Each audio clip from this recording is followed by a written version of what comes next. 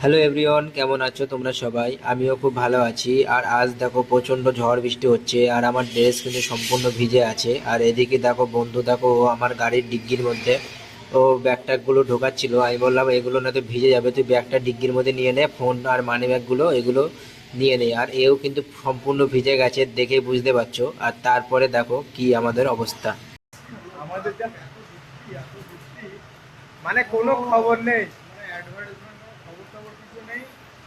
হঠাৎ করে বসিরহাট স্টেশনে নামলাম, নেমে দেখি বৃষ্টি হচ্ছিল। বৃষ্টিটা হচ্ছিল কিন্তু এর থেকে বৃষ্টি হচ্ছিল তোমার লেবুতলা থেকে স্টার্ট হলো। লেবুতলা থেকে বৃষ্টি হচ্ছে হালকা হালকা হালকা হালকা। ট্রেনের মধ্যে অতটা বোঝা গেল না। তারপর বসিরহাটে যখন নামলাম, নেমে দেখছি প্রচন্ড বৃষ্টি।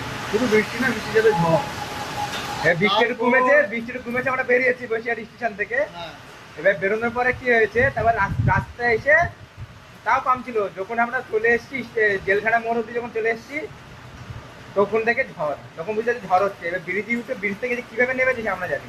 মানে গাড়ি পুরো গাড়ি ডান থেকে নিয়ে চলে আসছে। থেকেও মানে ঘূর্ণিঝড়ের মতো অবস্থা। মানে গাড়ি ব্রিজে মানে তুলছি। আমরা বসিরহাটের ব্রিজ থেকে যখন উঠেছিলাম তখন এত ঝড় হচ্ছে, আর বসিরহাটে ওটা তো নদীর ওপরে পুরো ফাঁকা জায়গা, প্রচুর ঝড় হচ্ছিল, প্রচুর বৃষ্টি হচ্ছিল। আর আমরা তো গাড়ি নিয়ে মোটে চালাতেই পারছিলাম না, বারবার গাড়িটাকে টেনে নিয়ে যাচ্ছিল বাঁ দিকে। আর তারপরে যখন আমরা এখানে দাঁড়িয়ে যখন ভিডিও করছিলাম, তারপরে রাস্তায় দেখো কি পরিমাণে মানে বৃষ্টি হচ্ছে, আর জল তো জমে গেছে।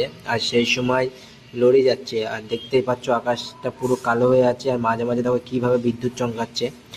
তো আমরা তো এই অবস্থায় ভিজতে ভিজতে বাড়ি চলে এসেছিলাম লাস্টে।